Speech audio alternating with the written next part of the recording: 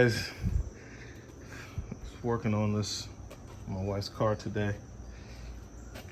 I went ahead and changed the alternator on it because it was making a noise, and it was the original alternator, and I had a feeling it was the bearings.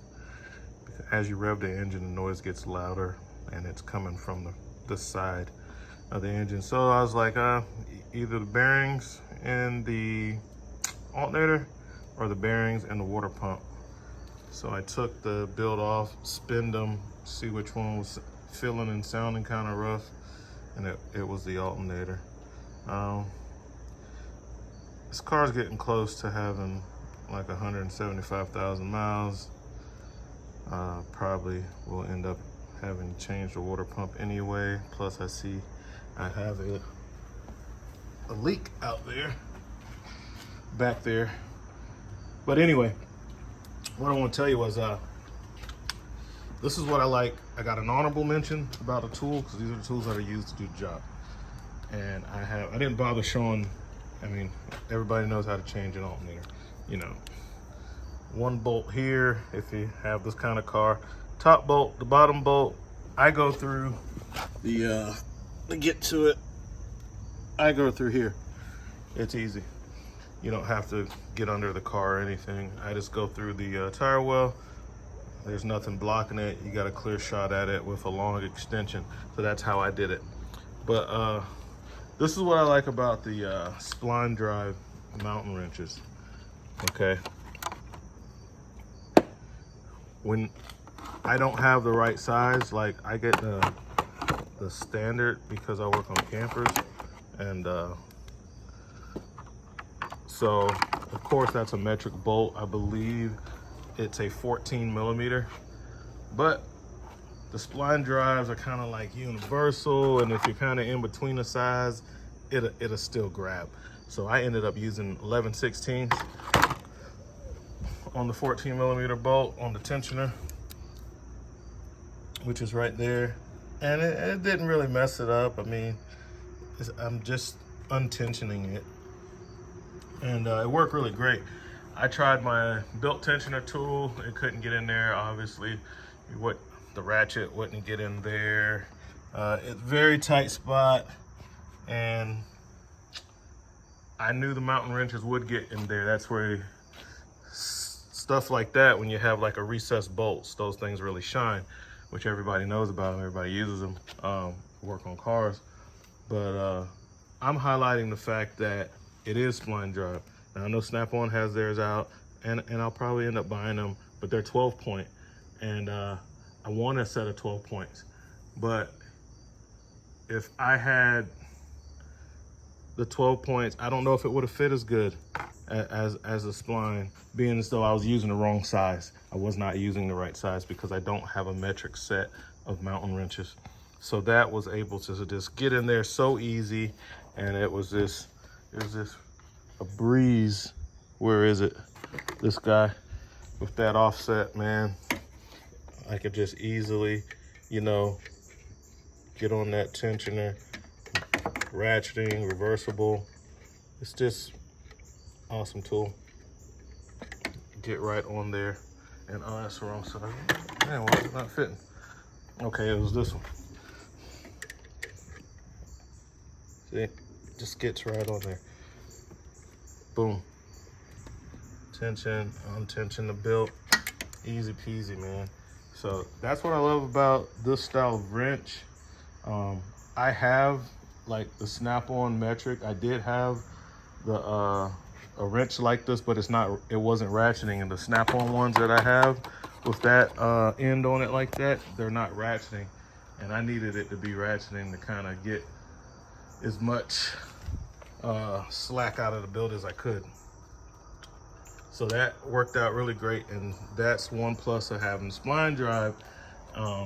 You know, is that they're kind of universal, and they'll fit in between sizes and stuff that's probably not supposed to be on. It'll probably work anyway. So that was a good tool. Other than that, working on this, I use the Mac sockets metric set, 2 Husky pry bars, a shorter one. I would say a short and a medium length one. Milwaukee power ratchet. I use this Pittsburgh little plastic clip pop removal tool. A couple of long Pittsburgh locking extensions. I use this Icon 10mm ratcheting wrench to take the just to loosen the battery cable. Grab that. And then I use, this is what I use the most, this was, man, the snap-on, the extra long flex head. I needed it. I needed exactly this length because the bolts, so as you can see, boom, I'm hitting that bolt and I got enough room so my hand's above the engine to work. And even the one at the bottom, it's right there. I can hit that bolt. But like I said, I just used my snap-on little impact driver with one of the extensions and got it from underneath. But when it came time to tighten them down, I used this from the top side. I used the snap-on. So that was like, helped me out a lot. And especially on the 12mm bolt that's in the back of the alternator. It's right back there. I was able to get that. And like again, have my hand above the engine, had enough swing on the dual 80 to break that free. And then I just went in by hand. Use the mountain wrenches, and I use the snap-on impact, and I use this as a built guide. So when I'm rerouting the serpentine built, I put that on the water pump pulley, just very loosely, just barely enough for it to grab. You know, I make it grab, but not all tight and stuff, because I don't want to damage the pulley or anything, but I use it to keep the built from falling off. So when I was back here trying to route the built through this little tight space, the built kept coming off back over here. So I used the locking pliers. If I had some clamps, I could have just used a small set of clamps, like you know, spring clamps, but I didn't have that. So I just put my pliers right there. It kept the built and it allowed me to get this on. So that was good. And I think that's everything. That's everything that I use. Oh, and I use this this 14mm deep when I was getting the one at the bottom. The snap-on 14mm deep. Oh, I also, when I use this ratchet to go from the top side to get around the AC compressor, this is what I use. The deep snap-on socket with this little short Pittsburgh extension. That's what I use to clear the compressor going in from the top to tighten up that bottom alternator bolt. So that's the tools that I use. Now, the disarm, the Craftsman under the hood light as it starts to get dark, and my Braun project light. That came in handy. And of course, the snap-on neck lights. And I was putting the tools up and I got to this one. So I forgot to mention that I use this snap-on stubby. I used it, this is the first time I used this, and it worked great. I kind of had it in that configuration. I was behind the alternator, getting the full tightening done on the nut that holds down the battery cable for the alternator. It was just not enough swing to use the big wrench to put it all the way on. It's enough to break it loose so I can get back there with something smaller. And this is what I was using after I broke it loose with the long snap-on. I use this guy.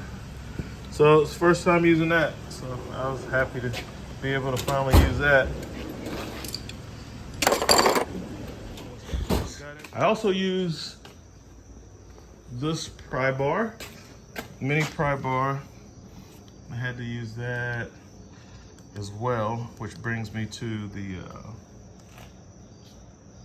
And what I used with mini pry bar was after I took the 12mm bolt off in the back of the alternator, the electrical connection coming from the battery, I used this to pry the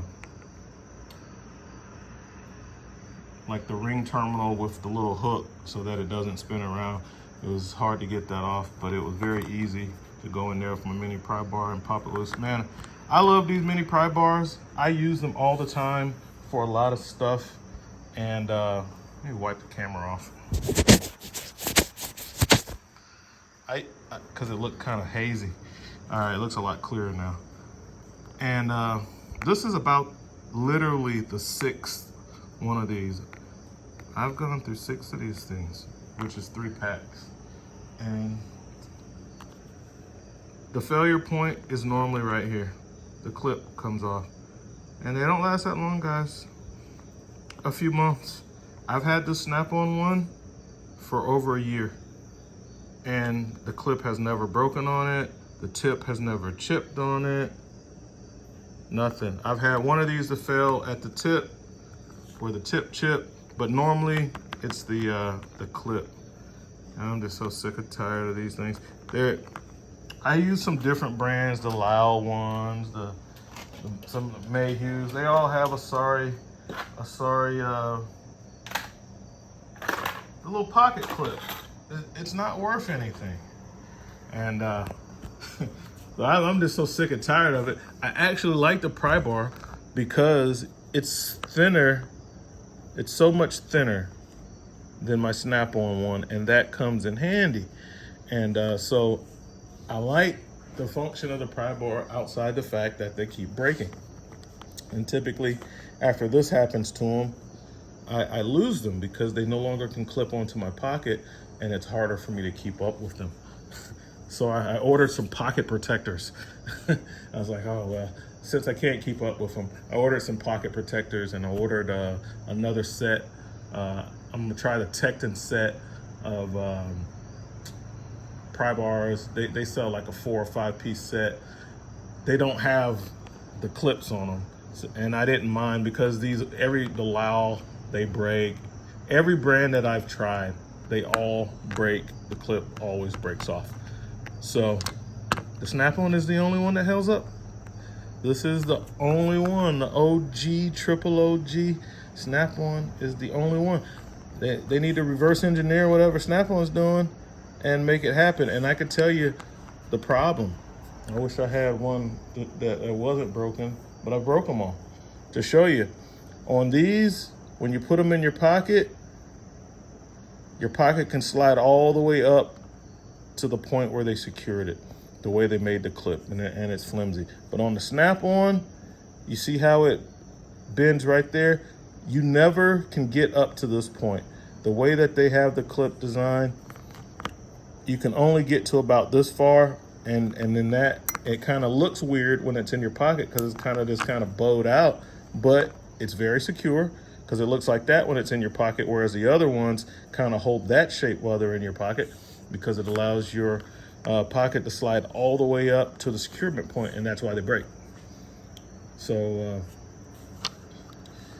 that's my 2 bits on that. It's a fail on the Mac Pry bars, and I thought these were made in USA, but it doesn't say it anywhere on there. But I know the Tectons are made in USA, and I got some of those coming. And like I said, I ordered some pocket protectors because I like the tool. The tool works well, but the clips keep falling off. So now I gotta wear like a pocket protector and keep my stuff in, keep these in the pocket protector, and then the pocket protector in my pocket, so I don't lose the things, because I use them every single day. Every single day, I need them. So I can't be without them. And I also ordered, I was like, oh well, the Snap-on ones are tried and true. I ordered the straight version because I need a straight version. But I really appreciated having one that was a bit smaller with a finer tip for some of the smaller stuff that I need to get behind. You know, if a piece of trim or something's on real tight or something, it doesn't have much of a crack. The tip is much more blunt on the Snap-on. It's a little bigger. It gets fat big. I mean, it gets fat quick. You see where it starts off small. So But anyway, I ordered the straight version of this. I never had the straight version. I only had the curved version of these, and I always had the straight Mac ones, but they keep breaking. I'm not gonna buy them anymore. I'm just tired of them. Fix the handle. But that's what we got, guys. I'm gonna get my wife her car back, and man, that's a good light. Don't sleep on the Craftsman under the hood light. Check it out. It's nighttime, you know, and as you can see, it's daylight under the hood, so that is a great tool. And I think I got that thing for like, they were clearancing them out when they made the DeWalt version. Then like Lowe's was like dumping the Craftsman stuff. They always do that. And I don't mind, because I picked that up for like 60 bucks. So good deal for me. Catch you guys later. RV Tech Pro out.